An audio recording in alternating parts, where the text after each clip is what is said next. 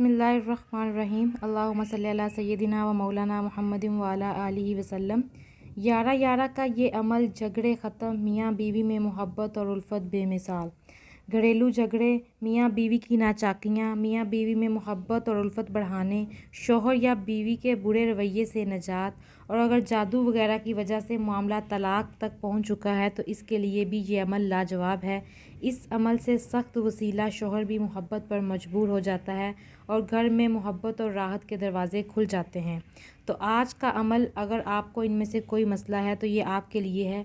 Video को and तक ज़रूर देखिएगा, बहुत ही इंफॉर्मेटिव वीडियो होने वाली है। चलिए आज की वीडियो शुरू करते हैं। वज़ीफ़ा जो है वो इस तरह है कि जो ये सिर्फ़ कुरान पाक का वज़ीफ़ा है। कुरान पाक में अल्लाह ताला ने हमें हर चीज़ के बारे में जो है वो बताया है, हर चीज़ के बारे में, शफ़ा के बारे में बताया है। चलिए आज का वज़ीफ़ा शुरू करते हैं। अमल करना आपने इस तरह से है कि मियाँ या बीवी दोनों में से जिसने भी ये अमल करना हो, रोज़ाना नमाज फ़ज्र के बाद तवज्जो और ध्यान से कम कम एक बार ये अमल ज़रूर करें और दुआ करें, इंशाअल्लाह ताला फ़ायदा होगा। अव्वल व आखिर 11 मरतबा दरूद इब्राहिमी पढ़ना है। उसके बाद 11 मरतबा आयत करीमा आपकी स्क्रीन पर भी चल रही होगी, ला इलाहा इल्ला अंता सुबहानका इन्नी कुन्तु मिनज़ ज़ालिमीन।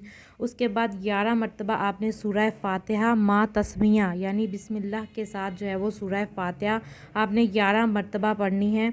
और इसके बाद आपने मा तस्मिया बिस्मिल्लाह के साथ सूरह इखलास जो है वो 11 मरतबा पढ़नी है। ये तीनों चीज़ें आपने 11 मरतबा पढ़नी है। और इस अमल के बाद आपने 11 मरतबा सूरह फ़लक मा तस्मिया यानी कि सूरत फ़लक जो है वो भी बिस्मिल्लाह के साथ 11 मरतबा पढ़नी है। और इसके बाद आपने सूरह नास जो कुरान पाक की आखिरी सूरत है उसको भी मा तस्मिया बिस्मिल्लाह के साथ 11 मरतबा पढ़ना है।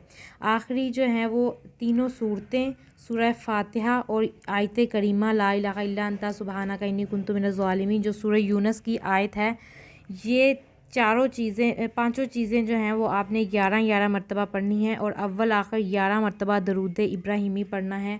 नमाज फ़ज्र के बाद ये अमल करना है और इसके बाद तवज्जो और ध्यान से दुआ करनी है। तो इंशाअल्लाह ताला आपको फ़ायदा होगा।